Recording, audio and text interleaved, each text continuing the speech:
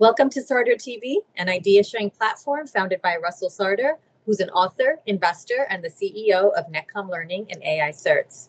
Today, I'm joined by Sébastien Page, Chief Investment Officer, author, and a leading voice in leadership and behavioral insights. His book, The Psychology of Leadership, explores how timeless psychology principles can help us lead organizations, teams, and ourselves more effectively. Sébastien, it's great to have you with us. Thanks so much for joining.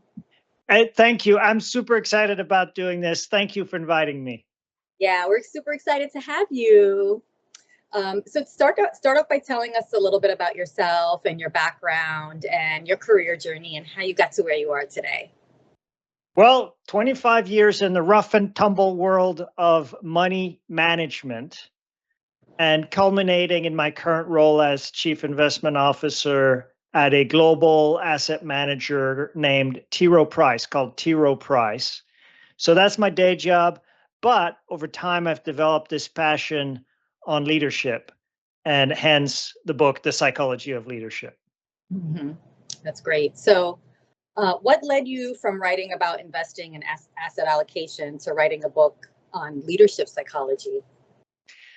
I wanted to become a better leader myself. At the beginning of the book, I say, you're reading this for self-improvement. I wrote it for the same reason. It really started when I was stressed at work. And not only was I stressed, I was stressing about stressing. So 2 levels of stressing. And so I decided to talk to a sports psychologist who lives in Maryland here. His name is Dr. Daniel Zimmett. He's a fascinating guy. He happens also to be a pro athlete.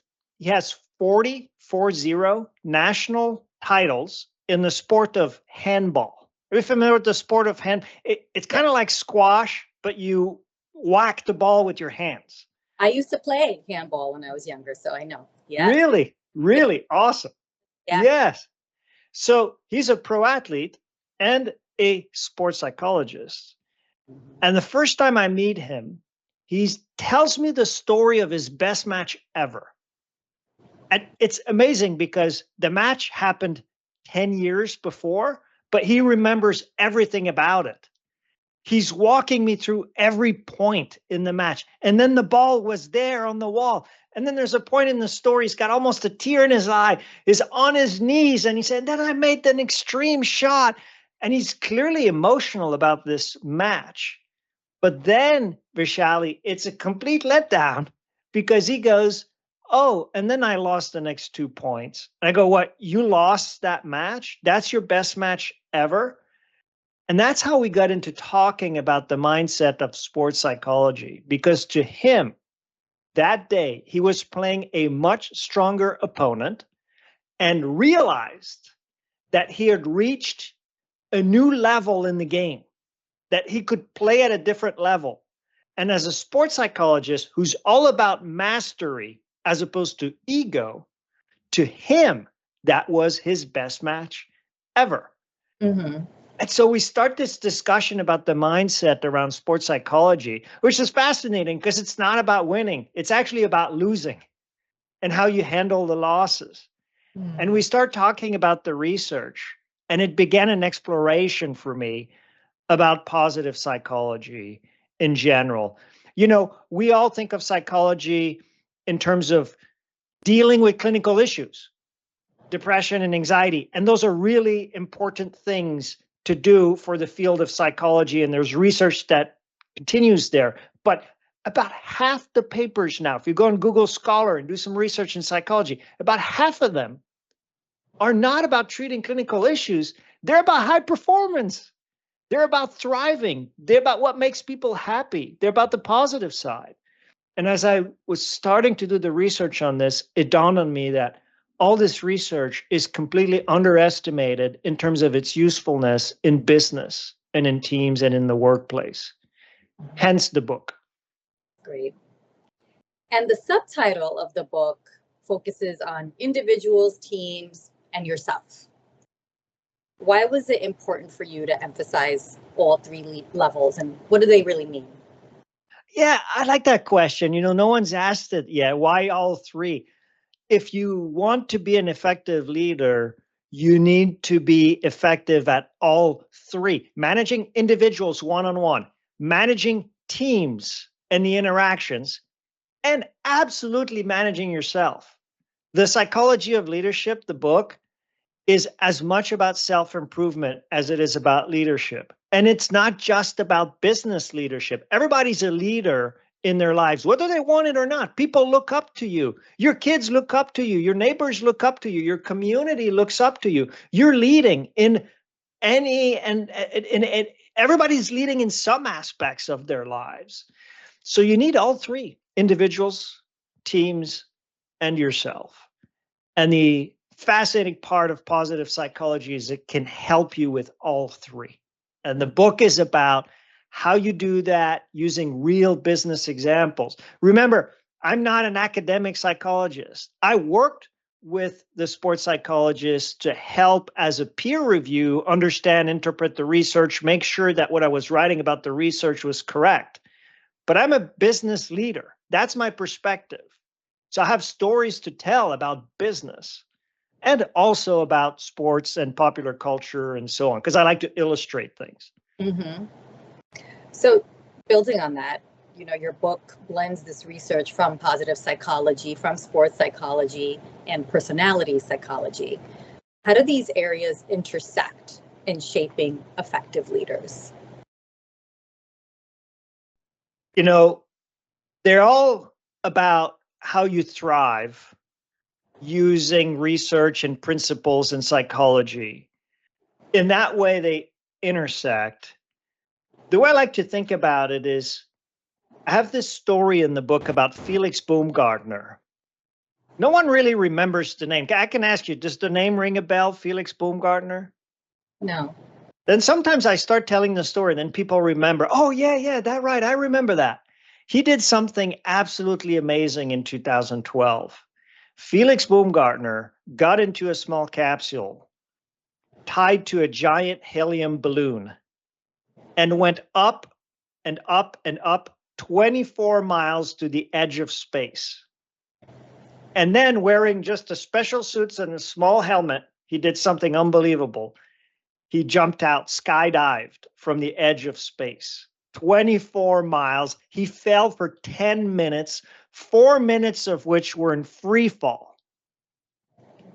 What most people don't know about this is that Felix Baumgartner, in his preparation and even the day of, was coached by his sports psychologist. I love that story because to me it illustrates how sports psychology, but also more generally positive psychology and personality psychology, all the non-clinical stuff, is about high performance and even ultra high performance.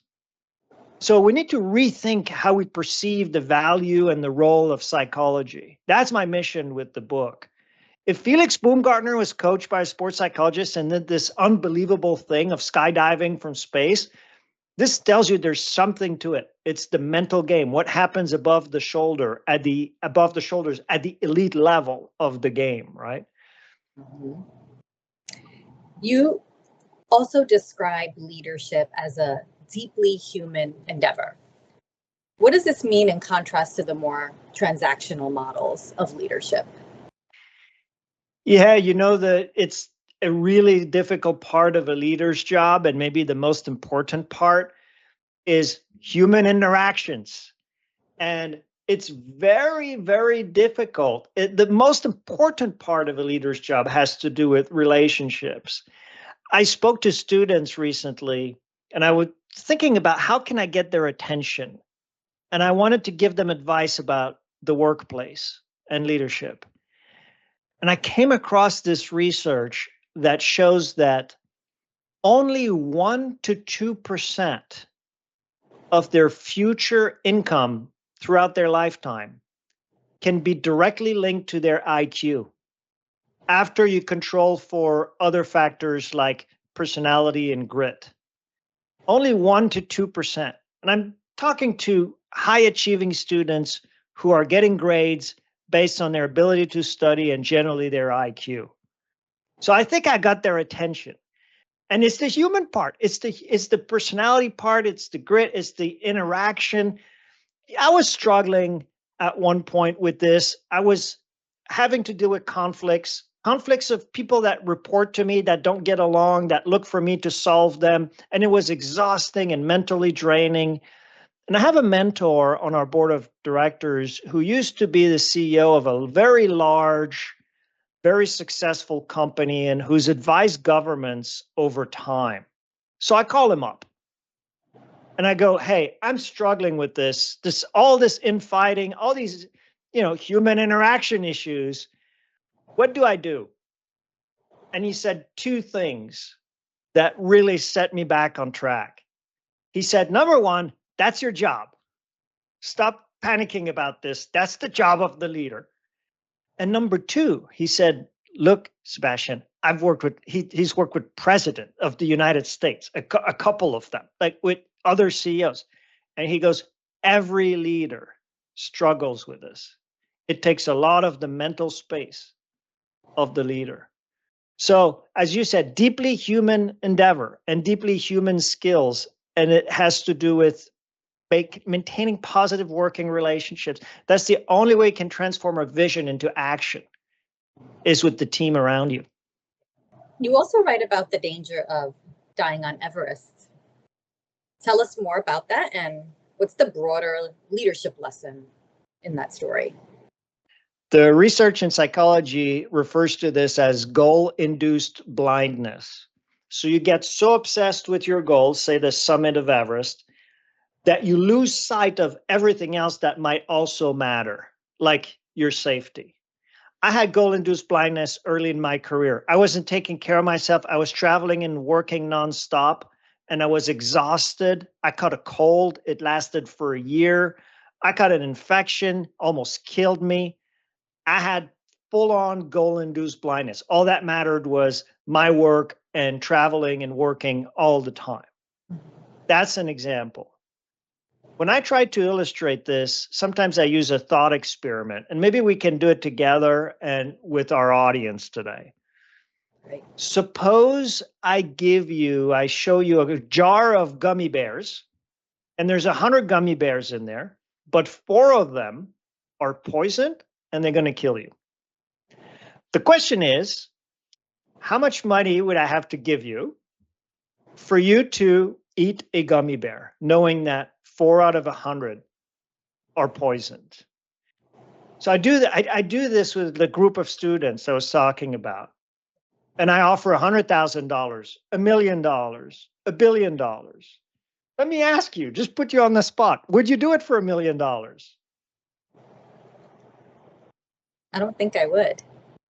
And that's clearly the right answer. All the research in psychology says, like, once you're above poverty and you have a roof over your head and you have food, extra money, yeah, it feels good in the moment, but we all know this. There's plenty of research behind this. It just doesn't really make you thrive and happy in the long run. It's not bad either. But like overall, if you look at a large group of people, there's a serious study about this that lasted for 80 years of researching people's self-reported satisfaction. And it showed that happiness comes from positive relationships, not money. And why did I choose 4 gummies out of 100? Because you have a 4% chance of dying if you want to summit Everest, statistically. It's morbid, but you have to climb over dead bodies to get there.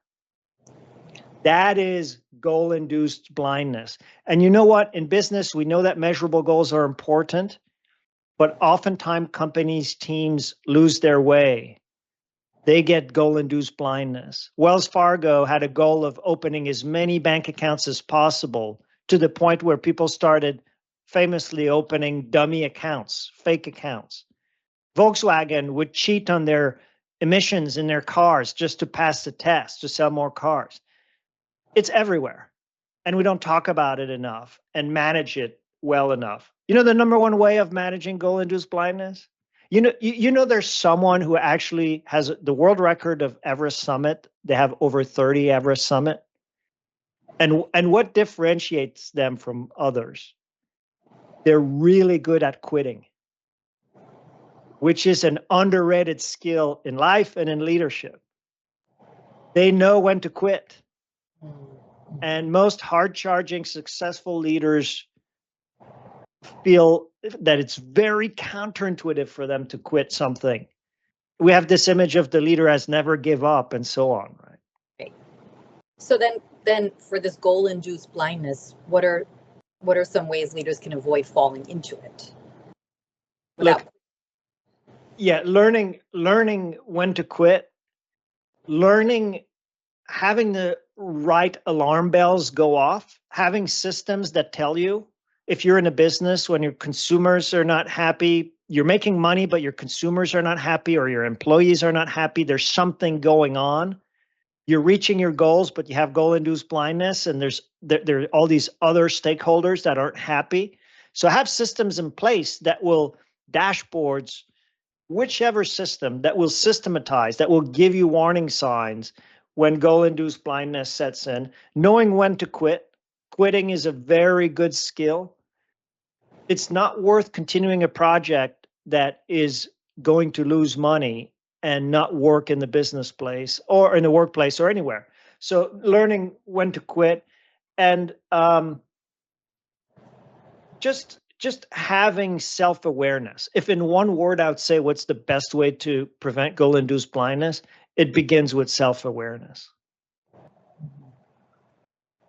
So in a performance-driven culture, you talk about ignoring the gifted kids. Tell us what you mean by that. So there's research that shows that a lot of students, elite students, top students, when they make it to Harvard, they find it so hard. And Adam Grant has written about this. They're no longer the best in the class, and they abandon their goals. If someone wants to be an engineer or a lawyer, they get to an Ivy League school, and they're so used to measuring themselves to others that it doesn't work anymore. My son was getting pretty good at Taekwondo when he was about 8, 9 years old. But he had an ego mindset as opposed to a mastery mindset. So he would get excited about getting the next belt. And at some point he got pretty good. So the master here in Maryland said, hey, we're going to have you represent the state in New York City. He's 9 years old. He gets super excited. We go there. And there's board breaking, there's sparring, there's form, and he finishes last in every single event because this is a competition for the Mozarts of Taekwondo, the gifted kids, and they're miles and miles above his skill level. And it crushed him. It crushed him because his motivation was ego driven, and he was crying. We had to leave the competition. And you know what? He finally got his black belt and kind of gave up because he wasn't doing Taekwondo for the pleasure of getting better at something, for the process, for the mastery orientation. Now, I'm pleased to report that now he's lifting weights and he's doing really well with that, and he has the mastery orientation. But that's what I mean by ignore the gifted kids. If you're so focused on social comparison, if you're getting social comparison through your veins in social media, you might just suffer from that. There's not a lot of upside from just comparing yourself like that. That's a great point. And then one of the chapters in your book is titled Think About Death. Yes. How can reflecting on mortality help leaders? This is more about philosophy than psychology, but it's related. When you think about your lifetime, you gain a perspective on your values, the meaning of what you do, what's really important. And it actually counterintuitively will give you resilience against the day-to-day setbacks and irritations because you're taking a long-term big picture view. So positive psychology says, yes, positive emotions day to day are great. Getting a bunch of likes on social media, that's great. But what really makes people thrive over time are these other factors: engagement, positive relationship, meaning, and a long-term accomplishment orientation. You know, I hate acronyms, and I'm in money management. We use way too many acronyms. We use almost as many acronyms as in technology. Not as many, but almost. But this is my favorite acronym, PERMA. It's from positive psychology, and it stands for the positive emotions, and then IRMA, engagement, relationship, meaning, and accomplishment. And so I have a chapter on each of those in the book, making it real practical. What does this mean for business? When we talk about relationships, what does this mean for the feedback process and the year-end review process in business? So I bring it back to real applications. So tell us more about that. What are some ways leaders can apply these psychology principles in their day-to-day? Not just in theory, but in the work that they're doing and the decisions that they're making. You know, part of this is I've realized how counterintuitive really good elite level leadership is. We all have this picture of a leader, and she's decisive, she's a great communicator, she never gives up. And then you read my book, The Psychology of Leadership, and you spend 25 years in a high performing industry like I have, and you realize actually a lot of leaders, their differentiator is their ability to exercise strategic patience. Being decisive is the easy part. And then, yeah, communication is important, but as you go up the ladder, what's most important is actually listening. And this is really important for me because I like to talk. But the number one ability of a top level leader is listening, not talking. So it's not really about communication ultimately. Now, listening is part of communication, but it's counterintuitive that way. And then this idea about never giving up, we were talking about how important it is to quit, because then you can reinvest in more profitable projects, in better ideas. And it's the same for people's careers. Sometimes when the trend is not your friend, you still stick to it. Annie Duke wrote a great book. The title of the book is Quit. And I love her books, and I was so honored that she wrote a blurb for The Psychology of Leadership. So I like to talk about her research, but an entire book about how quitting is an underrated skill. So there are all these practical applications. You start looking at the research, you contrast what you find from the research with how we think traditionally what good leadership looks like, and you find these counterintuitive conclusions, and they're really practical. And in your book, you also reference everything from Game of Thrones to Snoop Dogg, all these references to pop culture to help explain some of these more complex leadership psychology elements in a more relatable way. Tell us more about this and how you use these references to explain some of these principles. So the book has a lot of research. And I wanted, however, because I read a lot of books myself, to make it fun, easy, and have a good pace in reading the book. And to me, falling back on popular culture, on examples, just helps keep my reader engaged. And it's funny you mentioned like Snoop Dogg, right? I talk about personality psychology. And when we talk about introversion, extroversion, most of us know what this means. This is part of personality psychology. But there are other personality traits that are super important, like conscientiousness, openness to experience, agreeableness. And so I explain each of them. And just for fun in the book, I have for each of them a table where I put the names of famous personalities, and I tried to guess. There's a lot of science in the book, but this is not science. I tried to guess which famous personality scores high or low on each of these personality traits. And so for neuroticism, who gets anxious, if you tend to worry about things when you don't know the outcome of what's going to happen. So I have on the right, on the high neuroticism, of course, someone like Woody Allen, right? Like famously neurotic. But then on the left, I was thinking, who's not high on neuroticism? And I came up with names like Snoop Dogg or Seth Rogen or so. Anyways, I had a lot of fun with this, but it does give you an idea of what it means to have high or low level of these different personality traits. So I think Snoop Dogg's pretty chill. I don't think he's high in neuroticism. I don't know if it's got to do with substances or personality, but in any case, he seems pretty chill to me. Yeah, it's definitely relatable. And so you're a leader in one of the largest multi-asset teams in the world. How do you apply some of these psychological principles across the work that you do in such a complex global organization?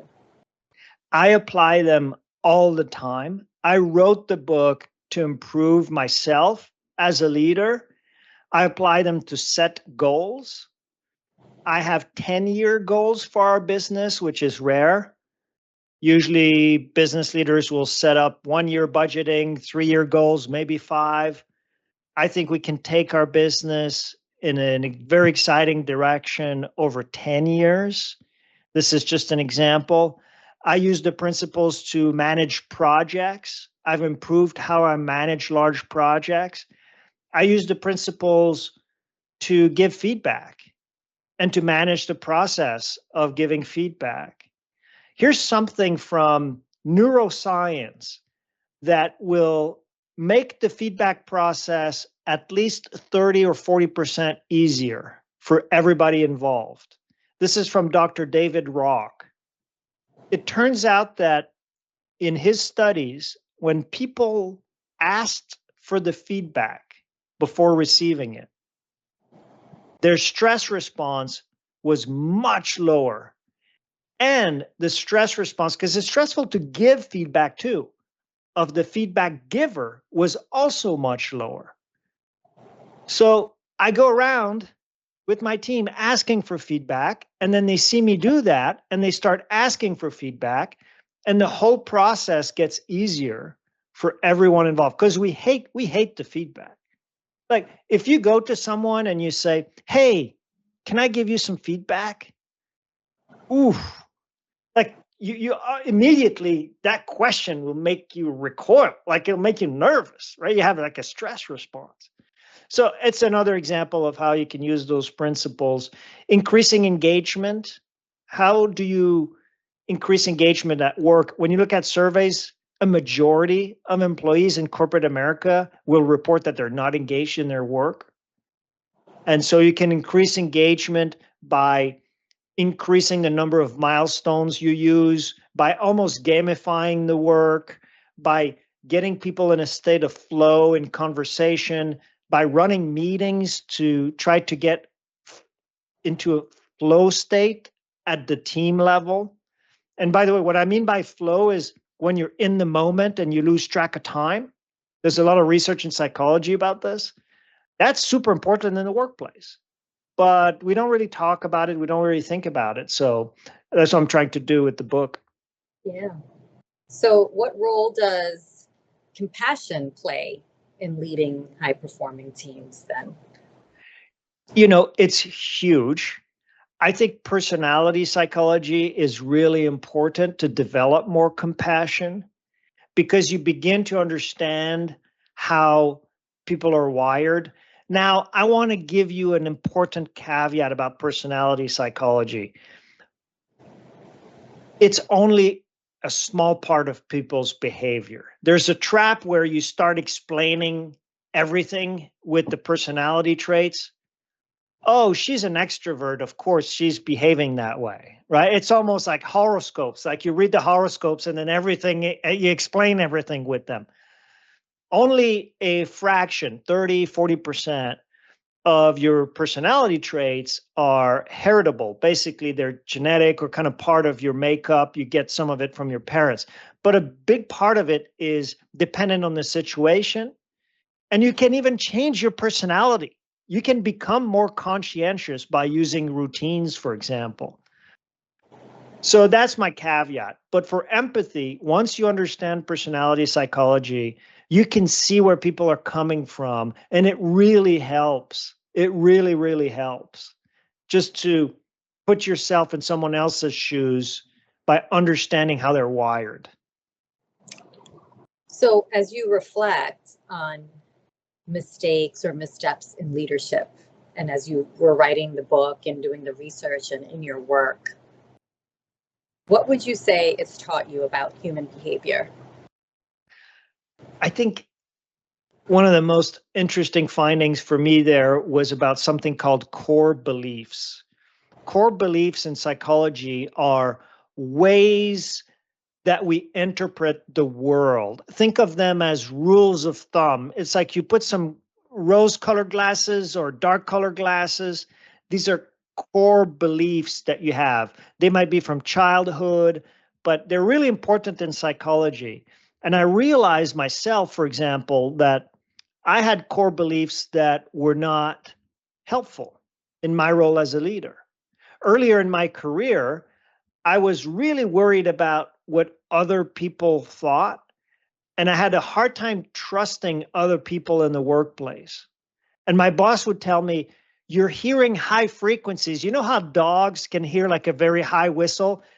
He thought I was hearing these high frequencies about what was going on with office politics. And I used to tell him, "Oh no, it's not paranoia if people really are after you," right? This famous quip. But I realized it wasn't productive. It was my sort of core belief, if you will, like people are out to get you kind of thing.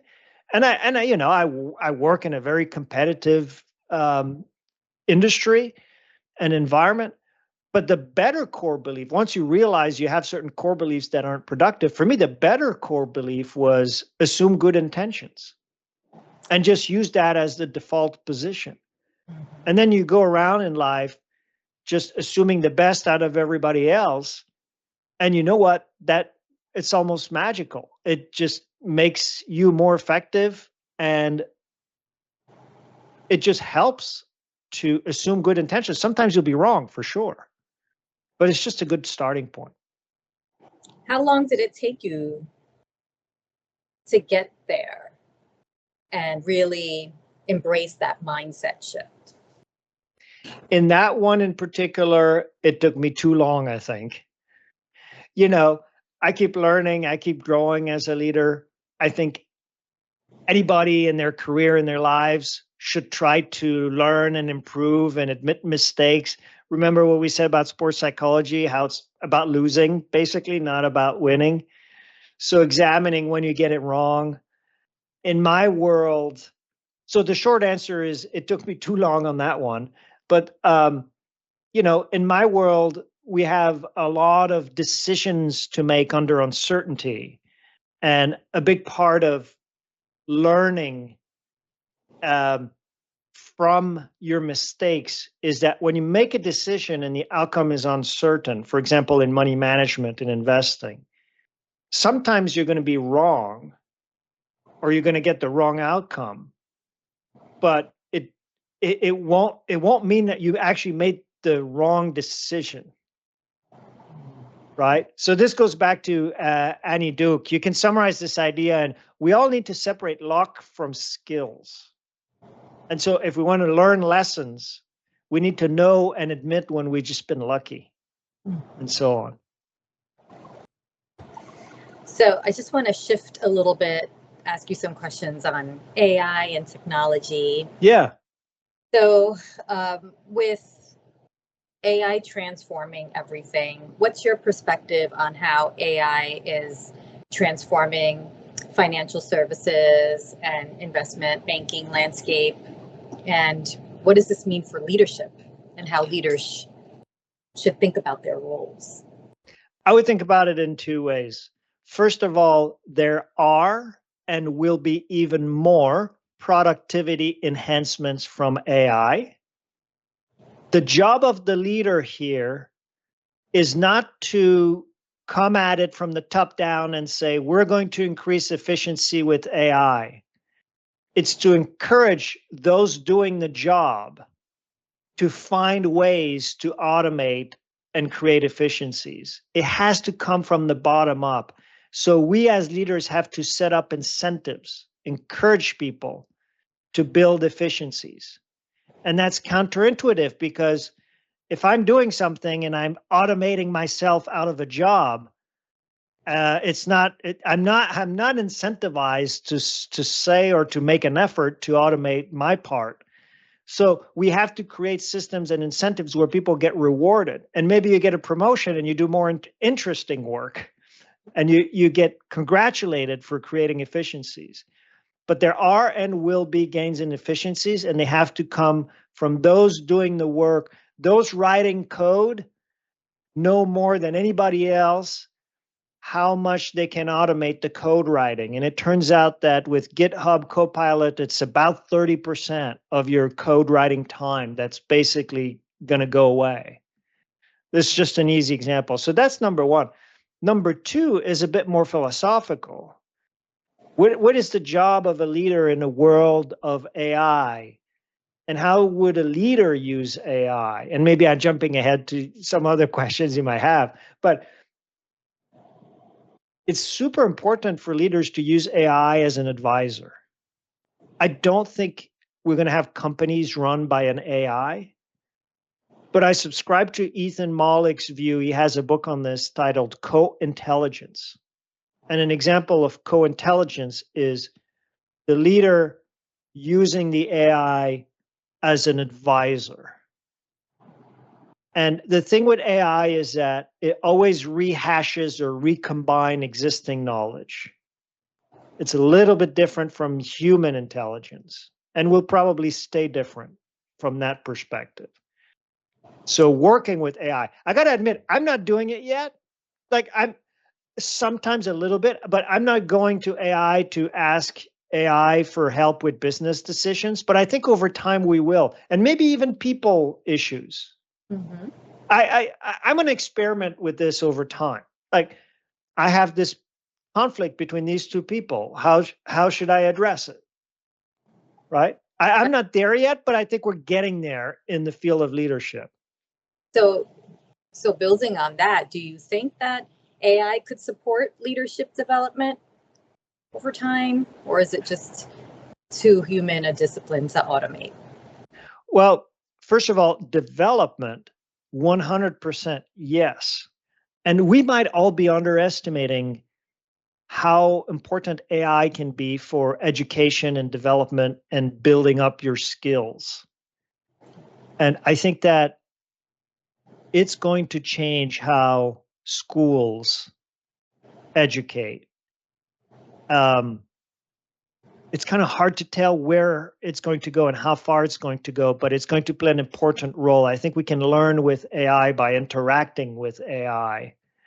But in terms of just taking the role of the leader, again, I hope, maybe I'm an optimist. Maybe that's the easy answer. That's not controversial. Is that it's going to be more like co-intelligence and collaboration and the AI providing advice. Now, maybe there's one day with super intelligence where AI is making better decisions and giving better advice than the leader is. And I'm just going to leave that as a question mark as opposed to a statement. Yeah. So then, as we see AI coming into our worlds more, into our work more, into the environment, as a leader, what do you think are some of the human-centered traits that are going to be more and more important over time? There's no way an AI can fake human emotions, but there's no substitute for human emotions and things like we talked earlier about empathy. An AI is a probabilistic model. It's a text prediction model. So you put strings of text together and what is the most likely next word to come up? There's no empathy in that. It can fake empathy, but so again, using a positive view of the future, which is my base case. In probabilities, sometimes we say this is my base case, but there's a small probability that something different happens.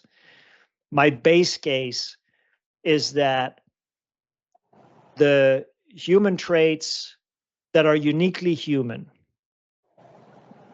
creativity, empathy, everything we said about relationships, are going to remain and gain in importance, and AI is going to make the rest easier. Information gathering, information synthesis, advice, but that the human element will remain. Do you have any concerns about how AI might impact leadership over the next decade? I don't have concerns because, to your earlier question, leadership is a uniquely human trait. So I'm not worried. I'm optimistic. But let's just be honest. There's some unknown here. There's some unknown. To the extent this accelerates, and I don't want to paint a doomsday scenario. I just want to admit with humility that we don't know where this is going with super intelligence. And we need to remain open-minded and vigilant about it. And so finally, if there are one or two key takeaways you want readers to take away after they read your book, what would those be? Two things. First of all, I would say take a long-term perspective. I think all of us in our lives, especially with the way media and social media works and the way we're organized now, polarized and so on, the way we have short-term incentives, short-term gratification with digital media, the ability to just take a longer-term perspective. An earlier title of the book was The End in Mind. So the ability to take a long-term perspective is super important. And a lot of the principles in the book come down to that. And the second one, I would say, going back to talking about Snoop Dogg and popular culture and so on, I would say just let's all have fun with the journey. Right? But we don't need to be all that serious. Leadership is hard, life is hard, and just reminding ourselves to have fun once in a while and embrace it. It's just so simple but important. Great takeaways. Sébastien, this was great. Thank you so much. Great insight, great book, The Psychology of Leadership. Wish you the best. And again, thank you so much for joining us. Thank you, Vishal. This was a lot of fun. I really appreciate it. Thank you. And we'll see you next time on Sartor TV.